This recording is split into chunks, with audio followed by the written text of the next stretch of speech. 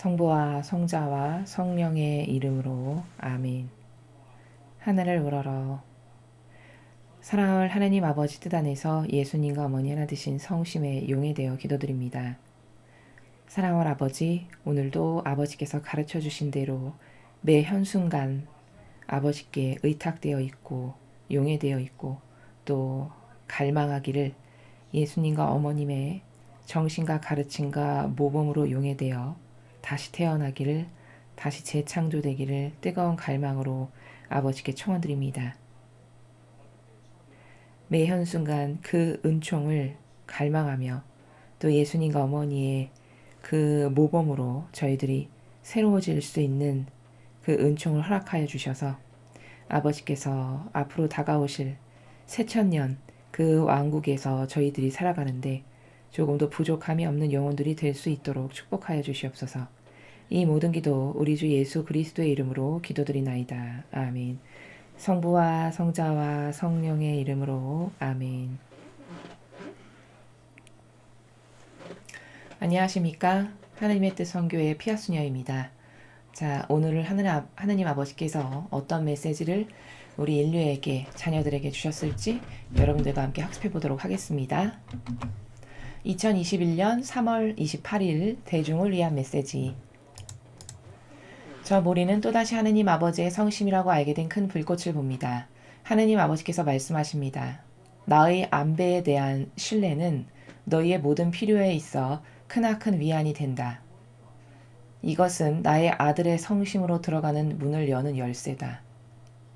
신뢰가 바꾸지 못하는 상황은 없다.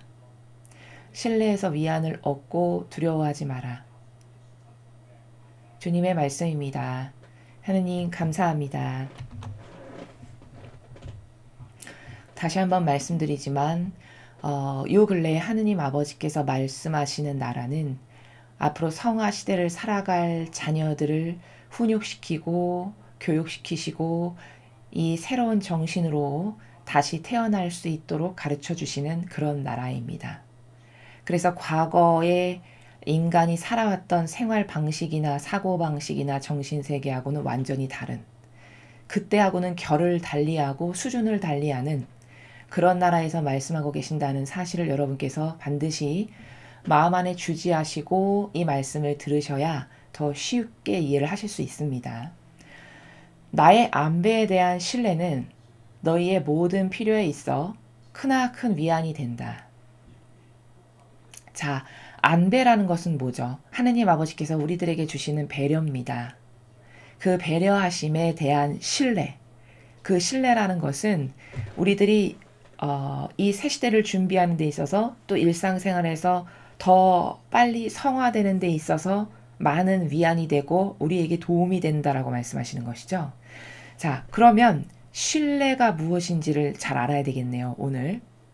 자, 보통 이렇게 생각할 수 있습니다. 성당 다닌다. 그럼 난 하느님 신뢰한다.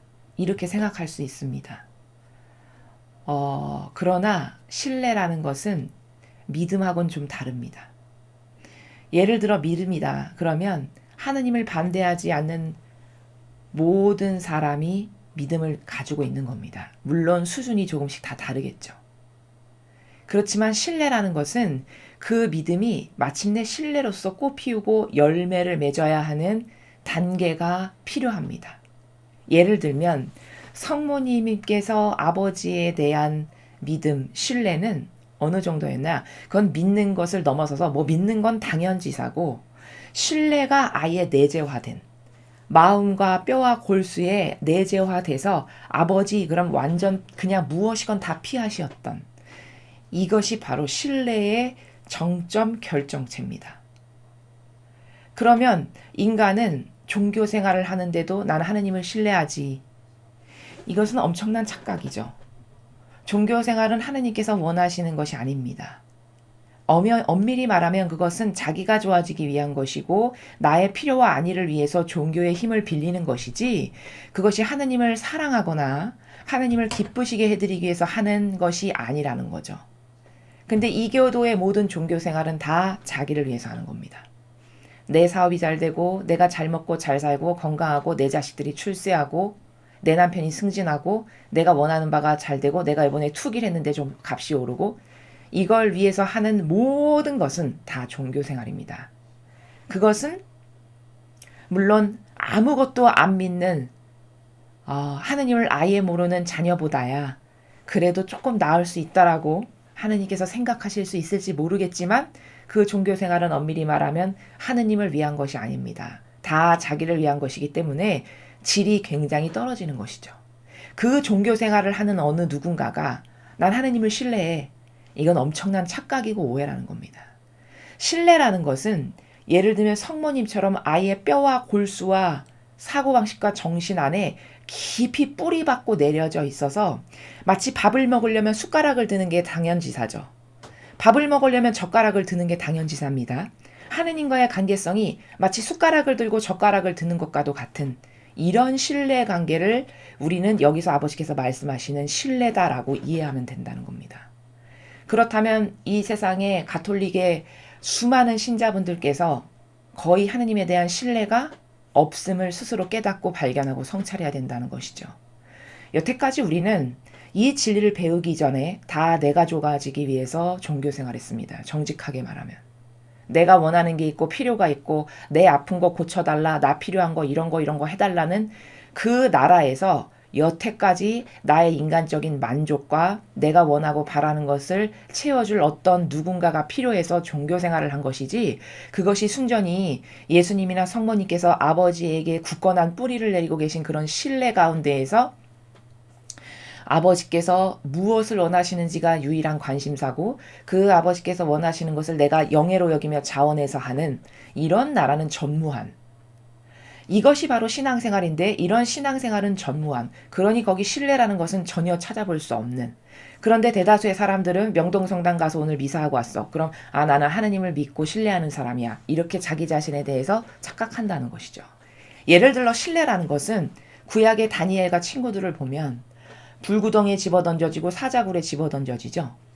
그 이방인의 왕에게 순종하지 않았다 해서 나의 하느님께만 순종하고 그 이방인의 신에겐 난 절대 할 수 없습니다라고 하는 바로 이것이 눈에 나서 그들은 불구덩이에도 집어던져지고 사자굴에도 집어던져졌죠.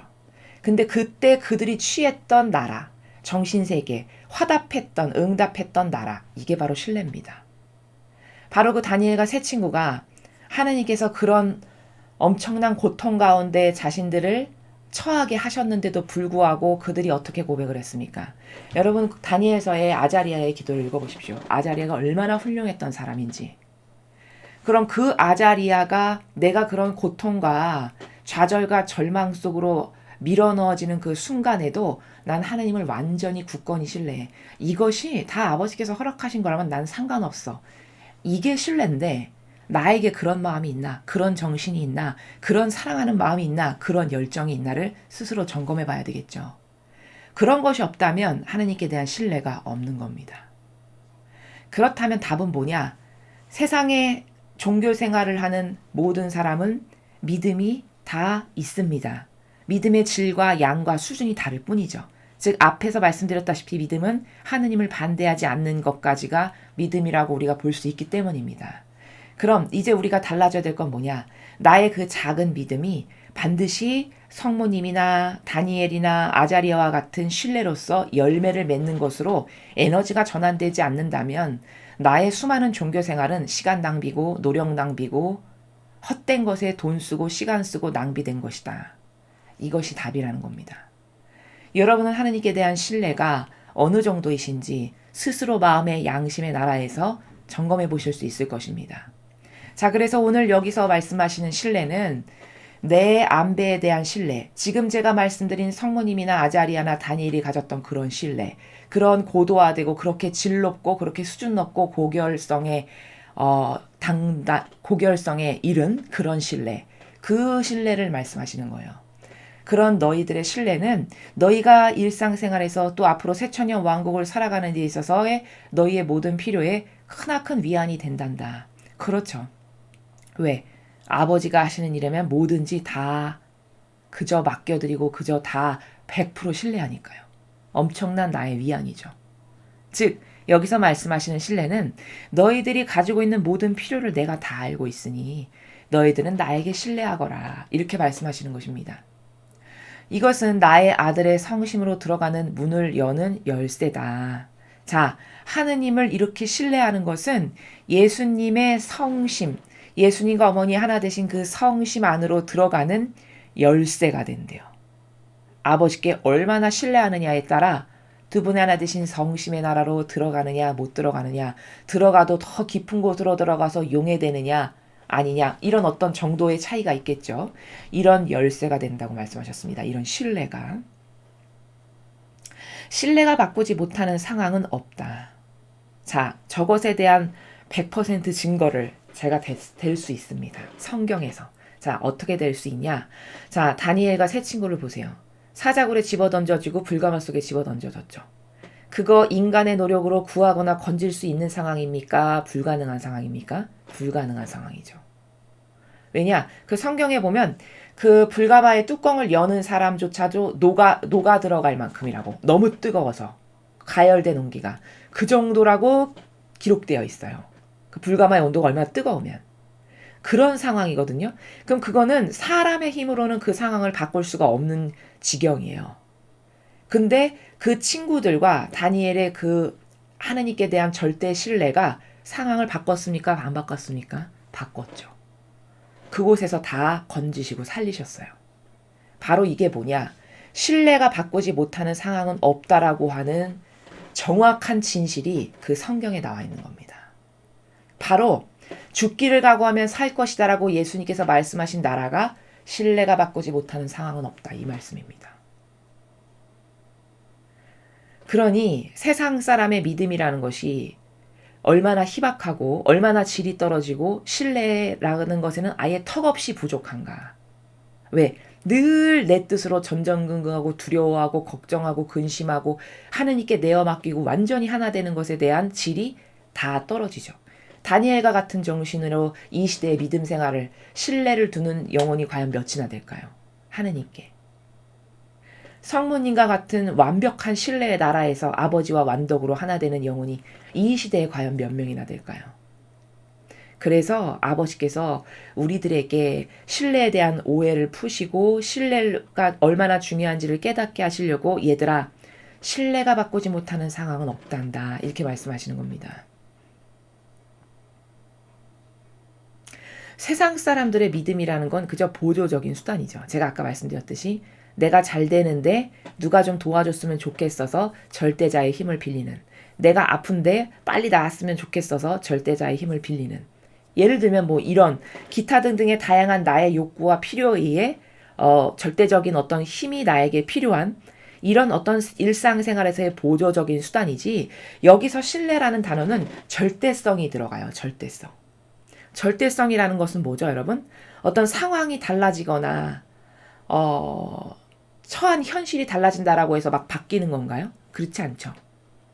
다니엘이나 친구들이 가장 열악한 상황이었죠. 유배까지 갔으면. 거기서 모든 사람은 목숨을 부지하기 위해서 비겁하게 타협했을 겁니다.